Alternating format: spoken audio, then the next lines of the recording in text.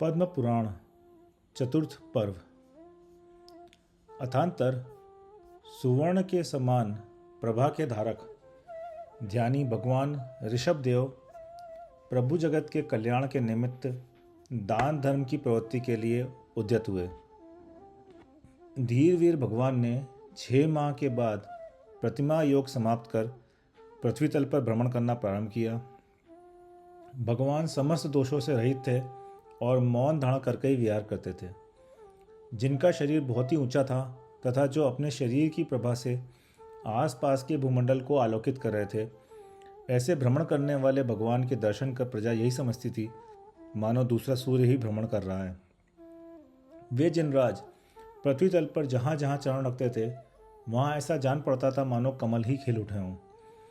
उनके कंधे मेरू पर्वत के शिखर के समान ऊंचे तथा दैदीप्यमान थे। उन पर बड़ी बड़ी जटाएं किरणों की भांति सुशोभित हो रही थी और भगवान स्वयं बड़ी सावधानी से एरिया समिति से नीचे देखते हुए विहार करते थे, जो शोभा से मेरू पर्वत के समान जान पड़ते थे। ऐसे भगवान ऋषभदेव किसी दिन विहार करते करते मध्याह्न के समय हस्तिनापुर नगर में प्रविष्ट हुए। मध्याह्न के सूर्य के समान दैदीप्यमान उन पुरुषोत्तम के दर्शन कर हस्तिनापुर के समस्त स्त्री पुरुष बड़े आश्चर्य से मोह को प्राप्त हो गए। अर्थात किसी को यह ध्यान नहीं रहा कि यह आहार की बेला है, इसलिए भगवान को आहार देना चाहिए। वहाँ के लोग नाना वर्णों के वस्त्र, अनेक प्रकार के रत्न और हाथी, घोड़े, रथ तथा अन्य प्रकार के वाहन ला ला के उन्हें समर्पित करने लगे। विनीत वेश को धारण करने वाले कितने ही लोग पूर्ण चंद्रमा के समान मुख वाली तथा कमलों के समान नेत्रों से सुशोभित सुंदर सुंदर कन्याएं उनके पास लेके आए। जब वे प्रतिव्रता कन्याएं भगवान के लिए रुचिकर नहीं हुई तब वे निराश होकर स्वयं अपने आप से ही दोष करने लगी और आभूषण दूर फेंककर भगवान का ध्यान करती हुई खड़ी रह गई। अतनांतर महल के शिखर पर खड़े हुए राजा श्रेयांस ने उन्हें बड़े स्नेहपूर्वक दृष्टि से देखा और देखते ही उन्हें पूर्व जन्म का स्मरण हो आया। राजा श्रेयांस महल से नीचे उतरकर अंतापुर तथा अन्य मित्रजनों के साथ उनके पास आया और हाथ जोड़कर स्तुति पाठ करता हुआ प्रदक्षिणा देने लगा। भगवान की प्रदक्षिणा देता हुआ राजा श्रेयांस ऐसा सुशोभित हो रहा था मानो मेरू के मध्य भाग की प्रदक्षिणा देता हुआ सूर्य ही हो। सर्वप्रथम राजा ने अपने केशों से भगवान के चरणों का मांजन कर आनंद के आंसुओं से उनका प्रक्षाल किया। रत्नमयी पात्र से अर्घ देकर उनके चरण धोए, पवित्र स्थान में उन्हें विराजमान किया और तदनंतर उनके गुणों से आकृष्ट हो कलश में रखा हुआ इक्षुरस का शीतल जल देकर विधिपूर्वक श्रेष्ठ पारणा कराई आहार दिया। उसी समय आकाश में चलने वाले देवों ने प्रसन्न होकर साधु साधु धन्य धन्य शब्दों के समूह से मिश्रित एवं दिग्मंडल को मुखरित करने वाले दुंदुभी बाजों का भारी शब्द किया। प्रथम जाति के देवों ने के अधिपतियों ने अहो दानम कहकर हर्ष के साथ 5 रंग के फूल बरसाए। अत्यंत सुखकर स्पर्श से सहित दिशाओं को सुगंधित करने वाली वायु बहने लगी और आकाश को व्यक्त करती हुई रत्नों की धारा बहने लगी। इस प्रकार उधर राजा श्रेयांस तीनों जगत में आश्चर्य में डालने वाले देव का सम्मान को प्राप्त हुआ और इधर सम्राट भरत ने भी उसकी भारी प्रीति के साथ उसकी पूजा की। अथानंतर इंद्रियों को जीतने वाले भगवान ऋषभदेव दिगंबर मुनियों का व्रत कैसा है, उन्हें किस प्रकार आहार दिया जाता है, इसकी प्रवृत्ति चलाकर फिर से शुभ ध्यान में लीन हो गए। तदनंतर शुक्ल ध्यान के प्रभाव से मोहिनी कर्म का क्षय हो जाने पर उन्हें लोक और अलोक को प्रकाशित करने वाला केवल ज्ञान उत्पन्न हो गया। केवल ज्ञान के साथ ही बहुत भारी भामंडल उत्पन्न हुआ। उनका वह भामंडल रात्रि और दिन के कारण होने वाले काल के भेद को दूर कर रहा था, अर्थात उसके प्रकाश के कारण वहाँ रात दिन का भेद नहीं रह पाता था। वहाँ भगवान को केवल ज्ञान हुआ था, वहीं एक अशोक वृक्ष प्रकट हो गया। उस अशोक वृक्ष का स्कंद बहुत मोटा था, वह रत्नमय फूलों से अलंकृत था तथा उसके लाल लाल पल्लव बहुत ही अधिक सुशोभित हो रहे थे। आकाश में स्थित देवों ने सुगंधि से भ्रमरों को आकर्षित करने वाली एवं नाना प्रकार में पड़ने वाली फूलों की वर्षा की, जिनके शब्द क्षोभ को प्राप्त हुए समुद्र के शब्द के समान भारी थे। ऐसे बड़े बड़े दुंदुभी बाजे अदृश्य शरीर के धारक देवों के द्वारा कर पल्लवों से ताड़ित होकर विशाल शब्द करने लगे, जिनके नेत्र कमल की कलिकाओं के समान तथा जो सर्व प्रकार के आभूषणों से सुशोभित थे। ऐसे दोनों ओर खड़े हुए 2 यक्ष चंद्रमा की हंसी उड़ाने वाले सफ़ेद चमर इच्छानुसार चलाने लगे। जो मेरू के शिखर के समान ऊंचा था, पृथ्वी रूपी स्त्री का मानो मुकुट ही था और अपनी किरणों के सूर्य को तिरस्कृत कर रहा था, ऐसा सिंहासन उत्पन्न हुआ जो 3 लोक की प्रभुता का चिन्ह स्वरूप था, मोतियों की लाड़ियों से विभूषित था और भगवान के निर्मल यश के समान जान पड़ता था। ऐसा छत्रत्रय उत्पन्न हुआ। आचार्य रविशरण कहते हैं कि समोषण के बीच सिंहासन पर विराजमान हुए भगवान की शोभा का वर्णन करने के लिए मात्र केवल ज्ञानी ही समर्थ हैं। हमारे जैसे तुच्छ पुरुष उस शोभा का वर्णन कैसे कर सकते हैं।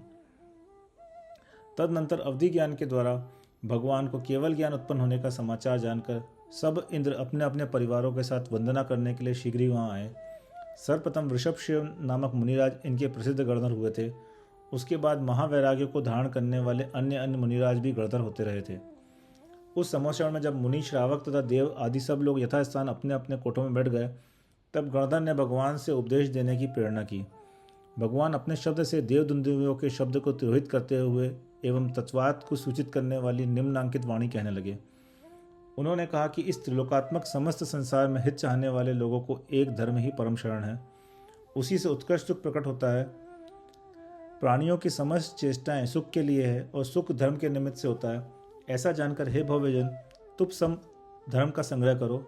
बिना मेघों के वृष्टि कैसे हो सकती है और बिना बीज के अनाज कैसे उत्पन्न हो सकता है। इस तरह बिना धर्म के जीवों को सुख कैसे उत्पन्न हो सकता है। जिस प्रकार पंगु मनुष्य चलने की इच्छा करे, गूंगा मनुष्य बोलने की इच्छा करे और अंधा मनुष्य देखने की इच्छा करे, उसी प्रकार धर्म के बिना सुख प्राप्त करना है। जिस प्रकार इस संसार में परमाणु से छोटी कोई चीज़ नहीं है और आकाश से बड़ी कोई वस्तु नहीं है, उसी प्रकार प्राणियों का धर्म से बड़ा कोई मित्र नहीं है। जब धर्म से मनुष्य संबंधी भोग, स्वर्ग और मुक्त जीवों को सुख प्राप्त हो जाता है, तब दूसरा कार्य करने से क्या लाभ। जो विद्वान अहिंसा से निर्मल धर्म की सेवा करते हैं, उन्हीं का ऊर्ध्वगमन होता है। अन्य जीव तो त्रियक लोक अथवा अधोलोक में ही जाते हैं। यद्यपि अन्य लिंगी हंस, परमहंस, परिव्राजक आदि भी तपस्या की शक्ति से ऊपर जा सकते हैं, स्वर्गों में उत्पन्न हो सकते हैं, तथापि वे वहाँ किंकर होकर अन्य देवों की उपासना करते हैं। वहाँ वे देव होकर भी कर्म के वश दुर्गति के दुख पाकर स्वर्ग से च्युत होते हैं और दुखी होते हुए तिर्यंच योनि प्राप्त करते हैं। जो सम्यक दर्शन से संपन्न है तथा जिन्होंने जिन शासन का अच्छी तरह अभ्यास किया है, वे स्वर्ग जाते हैं और वहाँ से च्युत होने पर रत्नत्रय को पाकर उत्कृष्ट मोक्ष को प्राप्त करते हैं। वह धर्म गृहस्थों और मुनियों के भेद से दो प्रकार का है। इन दो के सिवाय जो तीसरे प्रकार का धर्म मानते हैं, वह मोहरूपी अग्नियों से जले हुए हैं। 5 अणुव्रत, 3 गुणव्रत और 4 शिक्षाव्रत यह गृहस्थों का धर्म है। जो गृहस्थ अंत समय सब प्रकार के आरंभ का त्याग करके शरीर में भी निष्प्रह हो जाते हैं और समता भाव से मरण करता है, वे उत्तम गति को प्राप्त होते हैं। 5 महाव्रत, 5 समितियाँ और 3 गुप्तियाँ यह मुनियों का धर्म है। जो मनुष्य मुनि धर्म से युक्त होकर शुभ ध्यान में तत्पर रहते हैं, वे इस दुर्गंधिपूर्ण विभत्स शरीर को छोड़कर स्वर्ग अथवा मोक्ष को प्राप्त होते हैं। जो मनुष्य उत्कृष्ट ब्रह्मचारी दिगंबर मुनियों की भावपूर्ण स्तुति करते हैं, वे भी धर्म को प्राप्त हो सकते हैं। वे उस धर्म के प्रभाव से कुगतियों में नहीं जाते हैं, किंतु उस रत्नत्रय रूपी धर्म को प्राप्त कर लेते हैं, जिसके की प्रभाव से पाप बंधन से मुक्त हो जाते हैं। इस प्रकार देवाधिदेव भगवान ऋषभ देव के कहे हुए उत्तम धर्म को सुनकर देव और मनुष्य सभी परम हर्ष को प्राप्त हुए। कितने ही लोगों ने सम्यक दर्शन और सम्यक ज्ञान को धारण किया, कितने ही लोगों ने गृहस्थ धर्म अंगीकार किया और अपनी शक्ति का अनुसरण करने वाले कितने ही लोगों ने मुनिव्रत स्वीकार किया। तदनंतर जाने के लिए उद्यत हुए सुर और असुरों ने जिनेन्द्र देव को नमस्कार किया, उनकी स्तुति की और फिर धर्म से विभूषित होकर सब लोग अपने अपने स्थानों पर चले गए। भगवान का गमन इच्छावश नहीं होता था, फिर भी वे जिस जिस देश में पहुंचते थे, वहाँ 100 योजन तक का क्षेत्र स्वर्ग के समान हो जाता था। इस प्रकार अनेक देशों में भ्रमण करते हुए जिनेन्द्र भगवान ने शरणागत भव्य जीवों को रत्नत्रय का ध्यान देकर संसार सागर से पार किया था। भगवान के 84 गणधर थे और 84,000 उत्तम तपस्वी साधु थे। वे सब साधु अत्यंत निर्मल हृदय के धारक थे तथा सूर्य और चंद्रमा के समान प्रभा से संयुक्त थे। इन सबसे परिवृत्त होकर भगवान ने समस्त पृथ्वी पर विहार किया था। भगवान ऋषभदेव का पुत्र राजा भरत चक्रवर्ती की लक्ष्मी को प्राप्त हुआ था और उसी के नाम से यह क्षेत्र संसार में भरत क्षेत्र के नाम से प्रसिद्ध हुआ था। भगवान ऋषभदेव के स्वपुत्र थे, जो एक से बढ़कर एक तेज और कांति से सहित थे तथा जो अंत में श्रमण पद, मुनि पद धारण कर परम पद निर्वाण धाम को प्राप्त हुए थे। उन 100 पुत्रों के बीच भरत चक्रवर्ती प्रथम पुत्र था, जो कि सज्जनों के समूह से सेवित अयोध्या नाम की सुंदर नगरी में रहता था। उसके पास 9 रत्नों से भरी हुई अक्षय 9 निधियाँ थीं, 99,000 खाने थी, 3 करोड़ गायें थी, 1 करोड़ हल थे, 84 लाख उत्तम हाथी थे, वायु के समान वेग वाले 18 करोड़ घोड़े थे, 32,000 महाप्रतापी राजा थे, नगरों से सुशोभित 32,000 ही देश थे, देवलोक सदा जिनकी रक्षा किया करते थे ऐसे 14 रत्न थे और 96,000 स्त्रियाँ थीं। इस प्रकार उसका समस्त ऐश्वर्य का वर्णन करना अशक्य है, कठिन कार्य है। पोदनपुर नगर में भरत का सौतेला भाई राजा बाहुबली रहता था। वह अत्यंत शक्तिशाली था तथा मैं और भरत एक ही पिता के 2 पुत्र हैं, इस अहंकार से सदा भरत के विरुद्ध रहता था। चक्र रत्न के अहंकार से चकनाचूर भरत अपनी चतुरंग सेना के द्वारा पृथ्वीतल को आच्छादित करता हुआ उसके साथ युद्ध करने के लिए पोदनपुर गया। वहां उन दोनों में हाथियों के समूह की टक्कर से उत्पन्न हुआ शब्द से व्याप्त प्रथम युद्ध हुआ। उस युद्ध में अनेक प्राणी मारे गए। यह देख भुजाओं के बल से सुशोभित बाहुबली ने हंसकर भरत से कहा कि इस तरह निरपराध 3 प्राणियों के वध से हमारा और आपका क्या प्रयोजन सिद्ध होने वाला है। यदि आपने मुझे निश्चल दृष्टि से पराजित कर दिया तो मैं अपने आप को पराजित समझ लूंगा, अतः दृष्टि युद्ध में ही प्रवृत्त होना चाहिए। बाहुबली के कहे अनुसार दोनों का दृष्टि युद्ध हुआ, उसमें भरत हार गए। तदनंतर जल युद्ध और बाहु युद्ध भी हुआ, उसमें भी भरत हार गए। अंत में भरत ने भाई का वध करने के लिए चक्ररत्न चलाया, परंतु बाहुबली चरम शरीर थे, अतः वह चक्ररत्न उनका वध करने में असमर्थ रहा और निष्फल ही होकर लौटकर भरत के समीप वापस आ गया।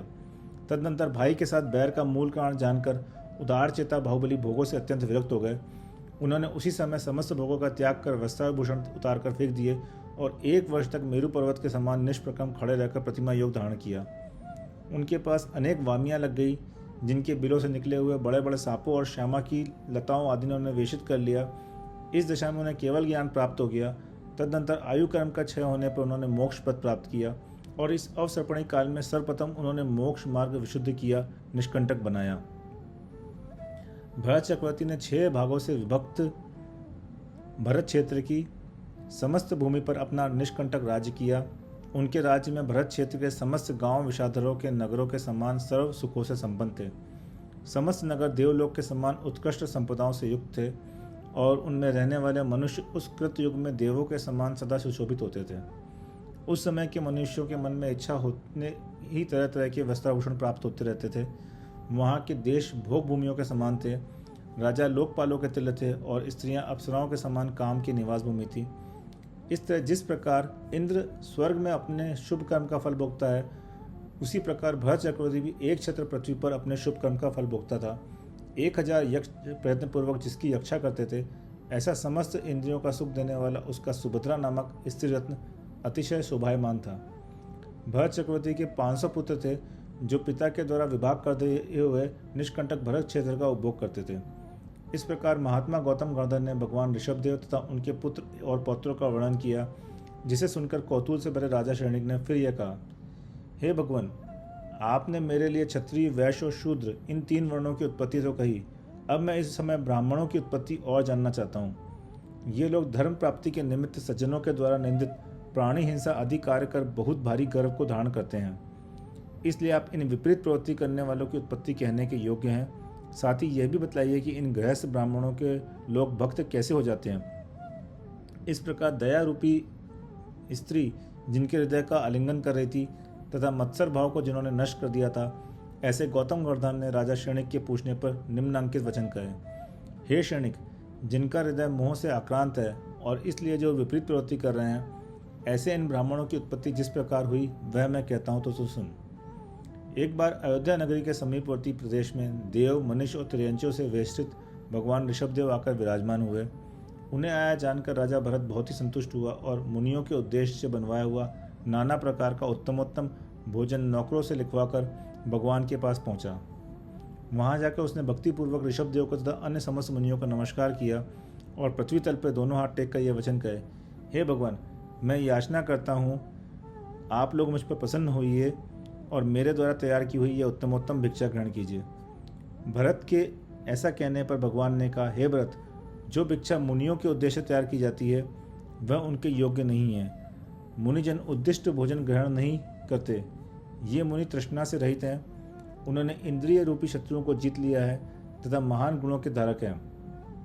ये 1-2 नहीं, अनेक महीनों के उपवास करने के बाद भी श्रावकों के घर ही भोजन के लिए जाते हैं और वहाँ प्राप्त हुई निर्दोष भिक्षा को मौन से खड़े रहकर ग्रहण करते हैं। उनकी ये प्रवृत्ति रसास्वादन के लिए न होकर केवल प्राणों की रक्षा के लिए होती है, क्योंकि प्राण धर्म के कारण है। ये मुनि मोक्ष प्राप्ति के लिए उस धर्म का आचरण कर रहे हैं जिसमें कि सुख की इच्छा रखने वाले समस्त प्राणियों को किसी प्रकार की पीड़ा नहीं दी जाती है। भगवान के उक्त वचन सुनकर सम्राट भरत चिरकाल तक यह विचार करता रहा और कहता रहा, अहो, जिनेन्द्र भगवान का यह व्रत महान कष्टों से भरा है। इस व्रत के पालन करने वाले मुनि अपने शरीर में निष्प्रह होते हैं, दिगंबर होते हैं, धीर भी तथा समस्त प्राणियों पर दया करने में तत्पर होते हैं। इस समय जो ये महान भोजन सामग्री तैयार की गई है, इससे गृहस्थ का व्रत धारण करने वाले पुरुषों तथा इन गृहस्थों को सुवर्ण सूत्र से चिंतित करता हूँ। भोजन के सिवाय अन्य आवश्यक वस्तुएं भी इनके लिए भक्तिपूर्वक अच्छी मात्रा में देता हूँ, क्योंकि इन लोगों ने जो धर्म धारण किया है वह मुनि धर्म का छोटा भाई ही तो है। तदनंतर सम्राट भरत ने महावेगशाली अपने इष्ट पुरुषों को भेजकर पृथ्वी तल पर विद्यमान समस्त सम्यक दृष्टियों को निमंत्रित किया। इस कार्य से समस्त पृथ्वी पर बड़ा कोलाहल मच गया। लोग कहने लगे, अहो मनुष्य जन हो, सम्राट भरत बहुत भारी दान करने के लिए उद्यत हुए हैं, इसलिए उठो, शीघ्र चले, वस्त्र रत्न अधिक धन लावे। देखो ये आदर से भरे सेवक जन उसने भेजे हैं। यह सुनकर उन्हीं में लगे सो कई कहने लगे, यह भरत अपने इष्ट सम्यक दृष्टियों का ही सत्कार करता है, इसलिए हम लोगों का वहाँ जाना व्यथा है। यह सुनकर जो सम्यक दृष्टि पुरुष थे वे परम हर्ष को प्राप्त हो स्त्री पुत्रादिकों के साथ भरत के पास गए और विनय से खड़े हो गए। जो मिथ्या दृष्टि थे वे भी धन की तृष्णा से मायामयी सम्यक दृष्टि बनकर इंद्र भवन की तुलना करने वाले सम्राट भरत के भवन में पहुंचे। सम्राट भरत ने भवन के आंगन में बोए हुए जौ, धान, मूंग, उड़द आदि के अंकुरों से समस्त सम्यक दृष्टि पुरुषों की छांट अलग कर ली तथा उन्हें जिसमें रत्न पिरोया गया था ऐसे सुवर्ण में सुंदर सूत्र से चिन्हित कर भगवान के भीतर प्रवेश करा दिया। तृष्णा से पीड़ित मिथ्या दृष्टि लोग भी चिंता से व्याकुल हो दीन वचन कहते हुए दुख रूपी सागर में प्रविष्ट हुए। तदनंतर राजा भरत ने उन श्रावकों के लिए इच्छानुसार दान दिया। भरत के द्वारा सम्मान पाकर उनके हृदय में दुर्भावना उत्पन्न हुई और वे इच्छा करने लगे कि हम लोग वास्तव में महापवित्रता जगत का हित करने वाले कोई अनुपम पुरुष हैं, इसलिए तो राजा धीराज भरत ने बड़ी श्रद्धा के साथ हम लोग की पूजा की है। तदनंतर वे इसी गर्व से समस्त पृथ्वी तल पर फैल गए और किसी धन संपन्न व्यक्ति को देख कर याचना करने लगे। तत्पश्चात किसी दिन मति समुद्र नामक महामंत्री ने राजा धीराज भरत से कहा कि आज मैंने भगवान के समोषण में निम्नांकित वचन सुना। वहाँ कहा गया है कि भरत ने जो इन ब्राह्मणों की रचना की है सो वे वर्धमान तीर्थंकर के बाद कलिक युग नामक पंचम काल आने पर पाखंडी एवं अत्यंत उद्धत हो जाएंगे। धर्म बुद्धि से मोहित होकर अर्थात धर्म समझ के प्राणियों को मारेंगे, बहुत भारी कषाय से युक्त होंगे और पाप कार्य करने में तत्पर होंगे। जो हिंसा का उपदेश देने में तत्पर रहेगा ऐसे वेद नामक खोटे शास्त्र को कर्ता शरीर अर्थात ईश्वर प्रणीत बतलाएंगे और समस्त प्रजा को मोहित करते फिरेंगे। बड़े बड़े आरंभों में लीन रहेंगे, दक्षिणा ग्रहण करेंगे और जिन शासन की सदा निंदा करेंगे। निर्ग्रंथ मुनि को आगे देखकर क्रोध को प्राप्त होंगे और जिस प्रकार विष वृक्ष के अंकुर जगत के उपद्रव अर्थात अपकार के लिए हैं, उसी प्रकार ये पापी भी जगत के उपद्रव के लिए होंगे, जगत में सदा अनर्थ उत्पन्न करते रहेंगे। मति समुद्र मंत्री के वचन सुनकर भरत कुपित हो उन सब विप्रों को मारने के लिए उद्यत हुआ। तदनंतर वे भयभीत होकर भगवान ऋषभ की शरण में गए। भगवान ऋषभ देव हे पुत्र, इनका मां हन्नम काशी हनन मत करो, यह शब्द कहकर इनकी रक्षा की थी, इसलिए ये आगे चल के माहन इस प्रसिद्धि को प्राप्त हो गया अर्थात महान कहलाने लगे। चूँकि इन शरणागत ब्राह्मणों की ऋषभ जिन्हें ने रक्षा की थी, इसलिए देवों अथवा विद्वानों ने भगवान को त्राता अर्थात रक्षक कहकर उनकी बड़ी भारी स्तुति कही। दीक्षा के समय भगवान ऋषभदेव का अनुकरण करने वाले जो राजा पहले ही चित हो गए थे, उन्होंने अपनी अपनी बुद्धि के अनुसार दूसरे दूसरे व्रत चलाए थे। उन्हीं के शिष्य परिशिष्यों ने अहंकार से चूर होकर खोटी खोटी युक्तियों से जगत को मोहित करते हुए अनेक खोटे शास्त्रों की रचना करी। भृगु, अंगिशिरस, वहनी, कपिल, अत्रि तथा विद आदि अनेक साधु अज्ञानवश वल्कलों को धारण करने वाले तापसी हुए। स्त्री को देखकर उनका चित्त दूषित हो जाता था और जननेंद्रिय में विकार दिखने लगता था, इसलिए उन अधम मोही जीवों ने जननेंद्रिय को लंगोट से आच्छादित कर लिया। कंठ में सूत अर्थात यज्ञोपवीत धारण करने वाले जिन ब्राह्मणों की चक्रवर्ती भरत ने पहले बीज के समान थोड़ी ही रचना की थी, वे अब संतति रूप से बढ़ते हुए समस्त पृथ्वी तल पर फैल गए। गौतम गणधर राजा श्रेणी से कहने लगे कि हे राजन, यह ब्राह्मणों की रचना प्रकरणवश मैंने तुझसे कही है, अब सावधान होकर प्रकृत बात कहता हूँ सो सुन। भगवान ऋषभदेव संसार सागर से अनेक प्राणियों का उद्धार कर कैलाश पर्वत के शिखर से मोक्ष को प्राप्त हुए। तदनंतर चक्रवर्ती भरत भी लोगों को आश्रय में डालने वाले साम्राज्य को तृण के समान छोड़कर दीक्षा को प्राप्त हुए। हे श्रेणिक, यह स्थिति नाम का अधिकार मैंने संक्षेप में तुझे कहा। हे शेषपुत्र, अब वंशाधिकार को कहता हूँ, सो आदर से श्रवण कर। इस प्रकार आर्ष नाम से प्रसिद्ध रविशेणाचार्य प्रतीत पद्मचरित्र में ऋषभदेव का महात्म्य वर्णन करने वाला चतुर्थ पर्व पूर्ण हुआ।